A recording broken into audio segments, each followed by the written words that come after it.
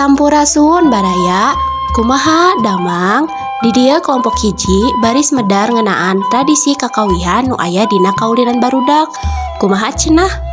Kakawihan asal kecapna tina kawih nu hartina rakitan basa sabangsa dangding nu teu make patokan pupuh. Ngawih nyaeta ngalagukeun kawih atawa sisindiran. Ieu kabinangkitan teh kaasup sastra buhun. Gelarna dina sastra Sunda mangrupa sastra sampakan. Tapi nu boga kakawihan teh lain ngan ukur urang Sunda wae. Unggal seler bangsa oge miboga kakawihan sewang-sewangan. Kakawihan kaasup sastra lisan, sumebarna tatalepa sacara turun-tumurun di lingkungan masyarakat. Kukituna, kakawihan mineng disebut sastra balarea. Kakawihan lain ngan saukur dipake bari ulin, tapi oge sok dipake bari digawe. Tah, ayeuna naon cenah anu ngabedakeun antara kawih jeung kakawihan teh? Anu ngabedakeun kawih jeung kakawihan nyaeta ari kakawihan mah biasana dinyanyikeun atawa dihaleukeunana dina waktu keur ulin atawa keur digawe. Sedengkeun ari kawih mah biasana dihaleukeun iraha jeung di mana wae. Kawih jeung kakawihan wangun rumpakana rek sarua jeung rumpaka anu aya dina sajak, nyaeta henteu kaiket ku aturan. Nah, nu salajengna nyaeta ciri-ciri kakawihan. Kakawihan mangrupa bagian tina folklor. Kukituna, sabagian tina ciri-ciri folklor dipimilik oge ku kakawihan. Di antarana teh hiji, sumebar jeung diwariskeun sacara lisan. Kadua, sifatna tradisional, nyebarna angger di antara kelompok anu tangtu. Anu katilu, aya varian jeung versi.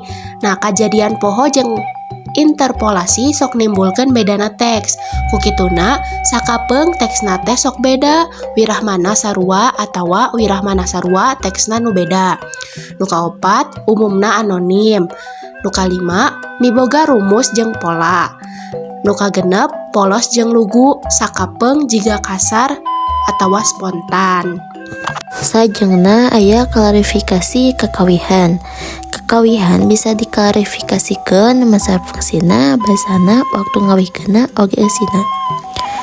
Nu kahiji di masar fungsina kakawihan teh bisa pikeun kaulinan, pikeun sumangga tigawe, pikeun we pendek, oge pikeun protes sosial. Nu kahiji aya kakawihan pikeun kaulinan. Kakawihan anu dipake dina kaulinan teh biasana aya cingciripit, del-del-dol jeung hompimpah. Sajengna kakawihan dina sapanjang kaulinan teh aya anyaman, ambil-ambilan, ayang-ayanggung, babagungan, endek-endekan jeung sajabana. Kadua aya kakawihan pikeun nuwuhkeun sumangga tigawe. Di antarana aya mares siliwangi, ngawuluku jeung ngagebahkeun manuk. Nu katilu aya kakawihan pikeun mepende. Di antarana aya neleng-lengkung, patlapat jeung sajabana. Nu kaopat aya kakawihan pikeun protes sosial, mangrupa gambaran protes kana jikayaan dina mangsa eta kakawihan dijieun. Misalna aya ayang-ayanggung, bolu bugem, endek-endekan lagoni jeung sajabana. Dina klarifikasi kakawihan nu kaduha nyaeta aya dumasar waktu. Dina dumasar waktu ieu aya anu tadina sok dikawihkeun beurang atawa peuting, oge aya anu beurang jeung peuting. Contohna aya kolongking jeung bulantok. Klarifikasi kakawihan nu katilu teh aya dumasar wangun. Dina dumasar wangun ieu teksna aya anu dialog jeung aya anu monolog.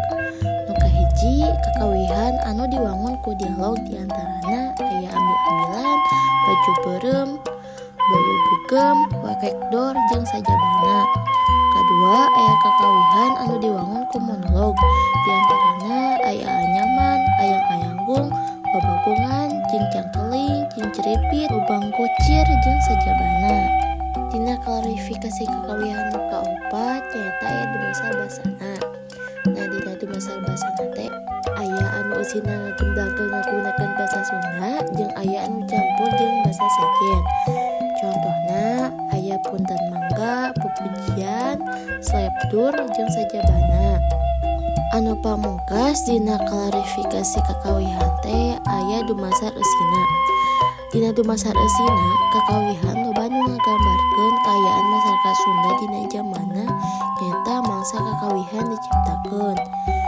Eta teh diebrehkeun ku Wibisana SPK tahun 2000. Aya contoh dina dumasar eusina diantarana aya Jungjae, Ayang-ayanggung, jeung Sajabana. Tah, sabaraha nitenan materi sataan ayeuna urang lebet kana contoh kakawihan naon wae aya dina kawinan barudak. Aya kekawihan naon wae kan? Penasarannya ayeuna mah hayu urang sakseni. Cing cirepit tulang bajing, kacapit ku bulu pare seseketak, do padalang mawa wayang jeng jeng dong.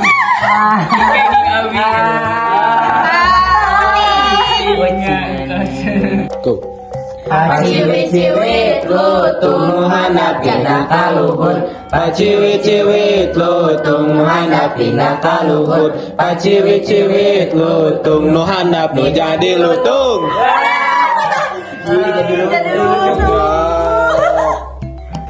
Pepet jengkol jajang nggak goreng jengkol. Sampai campanya anu panjang ucing. Hai ucing. 1, 2, 3. Kok caladi budak mukuk tara mandi sapoe sakali di paraban timeri. Tah kitu sadeu ngintelan kawihan nu aya dina kawihan barudak teh kumaha rame teh teh. Rame atuh, tak mugia dina pintenan ieu aya manfaatna. Hatur nuhun. Wassalamualaikum Assalamualaikum warahmatullahi wabarakatuh.